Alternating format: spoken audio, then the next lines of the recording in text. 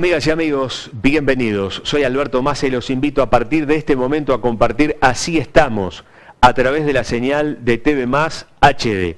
La primera señal en alta definición del departamento de Florida, la única en poder llegar a varias localidades del interior. Y vaya si hoy amerita la oportunidad de tener una señal como TV Más en llegar a varias localidades del interior. ¿Por qué? Porque el tema central de hoy es todo lo que está sucediendo y todo lo que nos vemos, imagino, bombardeado el ciudadano común por la información de las movilizaciones en el sector agropecuario. Comenzamos en este año, en este 2018, con una serie de programas en los cuales vamos a estar tratando este tema. Y hoy vamos a tener en vivo, porque les decíamos en el 2017, el programa no se detiene, continúa, y vaya si amerita la continuidad a veces, en ocasiones, de los programas periodísticos y de las señales que mantienen como TV Más este programa en vivo para poder estar transmitiéndoles a ustedes lo que está sucediendo en estos días, en estas horas, en este comienzo del 2018. Y hoy vamos a estar dialogando con Horacio Terechea, gerente de la Asociación Rural de Florida. Ya está en estudios, ya está en esta mesa de trabajo, porque además, si bien nosotros siempre decimos, las noticias a veces tenemos una invasión de información, es tal la magnitud de la información que se maneja hoy día y que nos llega a todos, porque no solamente estamos a través de medios como en el cual ustedes nos están viendo ahora, esta señal de televisión en los servicios de televisión para abonados, que tenemos la suerte de estar en la ciudad de Florida, en la zona rural de Florida, sino también en localidades y zonas rurales del departamento. Están las redes sociales, entonces a través de las redes sociales, Facebook, Twitter, quien más, quien menos tiene una cuenta en las redes sociales, le llega información. El WhatsApp, a través del WhatsApp llegan videos, audios, diálogos, se comunican, se forman grupos. Entonces, el volumen de información que recibimos a diario es realmente importante. Y muchas veces, por no decir la mayoría, en un altísimo porcentaje, no tenemos tiempo de procesar esa información. Esos datos que nos llegan, ese comentario que nos envía un amigo, ese estado que vemos en el Facebook o ese tweet que colgó algún medio de comunicación, algún referente o algún amigo o alguna foto. Por estas horas, las redes sociales y los medios de comunicación han tenido como imagen casi fija, lógicamente que cambiando el paisaje según el lugar del país en el que se registre, tractores, camiones, productores, algunos comentarios que a veces no vale la pena ni siquiera analizar, pero sí creemos que es oportuno detenernos también, analizar la situación en general, sin calificarla, sin cuantificarla, es decir, uno puede decir, por ejemplo, hoy hubo movilizaciones en el trayecto que yo hice del viaje de Montevideo a Florida, de mi otro trabajo hacia Florida, que es donde estoy radicado y donde realizo esta otra tarea periodística de comunicación, un enlentecimiento en Canelones, porque allí estaban los productores agropecuarios del departamento de Canelones Canarios manifestándose en reclamos por distintas soluciones a la situación que viven. Sucedió lo mismo en la segunda rotonda de Florida, en la ruta 5 y José Pedro Varela, fue lugar de concentración donde se realizó. Entonces, claro, y uno veía también que en el norte pasó lo mismo, en Tacuarembó, en distintos lugares, en el litoral. Entonces, no se puede ocultar esta realidad. Como corolario de las movilizaciones que se vienen realizando, en estas horas hubo una reunión del presidente de la República con las gremiales agropecuarias. No asistieron todos. La Federación Rural prefirió no asistir. Las razones que esgrimía es una reunión que tienen el próximo 23 en Durazno. El hecho concreto es todo esto, todo lo que uno ve. Se moviliza el campo, hay quienes a veces hablan del campo como utilizando términos que evidentemente en algunos casos podrán tener que ver con la realidad, pero en la mayoría de los casos no. latifundistas, un término del latifundio que se utiliza de décadas a esta parte, que pueden no tener mucho que ver con la realidad del grueso de los productores del sector agropecuario de nuestro país. Porque, por ejemplo, dentro del sector agropecuario de nuestro país, también podemos encontrar colonos. Y los colonos no tienen grandes extensiones de tierra como para poder producir. Se sabe, cuando uno habla en el departamento de Florida, que la mayoría de los productores lecheros no son latifundistas, por ejemplo. Aún más los ganaderos, que por el tipo de producción podrían llegar a necesitar grandes extensiones de tierra, ya eso hoy prácticamente no sucede. Pero no vamos a seguir talanteando sobre este tema. Vamos a hablar detenidamente y en profundidad. Y para no hacerle perder tiempo, a Horacio Telechea ya le damos las buenas noches y el agradecimiento por estar, porque sabemos que ha sido una jornada bastante agitada y larga. Gracias por estar, Horacio. Gracias a ti por invitarme y poder transmitirle a tu público lo que realmente está pasando en el sector. Bueno, para dejar de talantear, yo es que siempre trato de buscar la opinión de quienes están en el tema. En tu caso, como gerente de la Asociación Rural ya desde hace décadas, 34 años. Ya hablamos de 3 décadas, no es ayer, es mucho tiempo. Por partes primero, ¿qué fue lo que pasó? Porque muchos de repente pueden no entender cómo es que la Federación Rural no asiste, y sí asiste en la Asociación Rural, por ejemplo, de Florida, a esta reunión con el presidente de la República. Esto arranca desde el año pasado. Las 4 gremiales más importantes que tiene el país, que son la Federación Rural, la Asociación Rural del Uruguay, la Comisión Nacional de Fomento Rural y la Cooperativa Agraria Federada. Esas 4 instituciones trabajaron, elaboraron un proyecto para presentarle al presidente de la República. Pidieron una entrevista sobre fines de noviembre a Presidencia, y la entrevista se dio para el mes de febrero. Eso cayó muy mal en el sector, porque entendían que la urgencia ameritaba que el presidente lo recibiera, porque ya con el ministro Aguirre habían agotado todas las reuniones posibles para buscar una solución a los temas que les planteaban, y no habían tenido respuesta. En aquel momento se decía que el ministro Aguirre decía que era un tema que le correspondía al Ministerio de Economía, que él no podía hacer nada, pero bueno, yo creo que eso también fue un poco lo que le costó después el puesto al ministro Aguirre.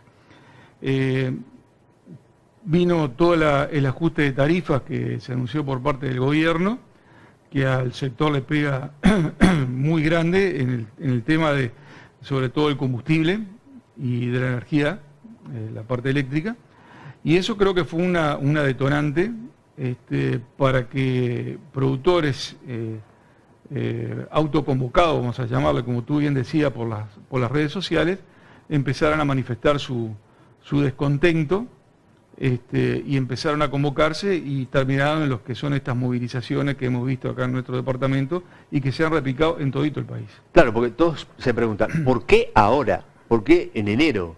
¿Por qué no en diciembre, o por qué no en febrero, o en marzo, o en algún otro momento?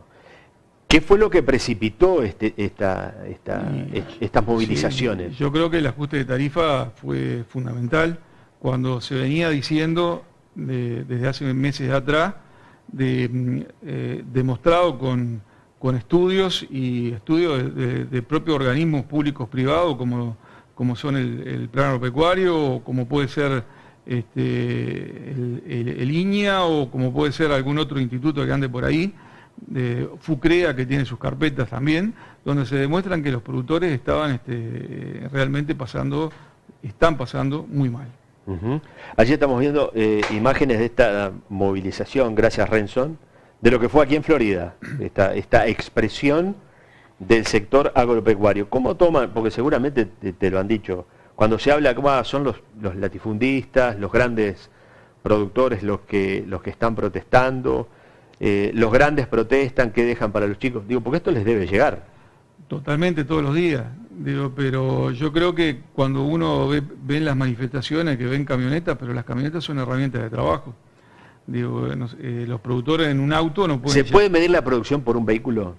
Y parece que lo están midiendo por un vehículo y no es así. Digo, porque a nadie le gusta andar en una camioneta, prefieren andar en un auto. Pero la camioneta, digo, es para llevar alambre, para llevar gasoil, para transportar fardo, digo, es una herramienta más que tiene el establecimiento. Digo, yo creo que hay un mal concepto de eso. Por ahí también vemos jerarcas del gobierno que andan en autos alemanes y no nos llama la atención. ¿Y por qué nos llama la atención que un productor ande en un auto, en una camioneta de trabajo? Será por el precio que vale, bueno, pero si el precio lo vale es porque lo necesita para trabajar, porque digo, todos sabemos que la mayoría de los productores viven en sus establecimientos. Acá en Florida estamos aburridos de verlos, sobre todo el sector tambero, que es lo que está más cerca de la ciudad, viven en su establecimiento, es la herramienta de trabajo que tienen para ir y venir y para trabajar. Entonces yo creo que ahí hay un mal concepto. Y después, digo, aquello de los terratenientes, yo te puedo dar ejemplos muy claros en la zona este de Florida, donde los suelos no son apropiados y de repente un productor que tiene 1000 hectáreas, pero lleno de piedra, y ese productor de 1000 hectáreas, que dice, 1000 hectáreas, produce lo mismo que un productor que tiene 100 o 150, acá en la zona donde las tierras son mejores. Entonces digo, ese calificativo a veces pega sin saber la gente, sin estar informada.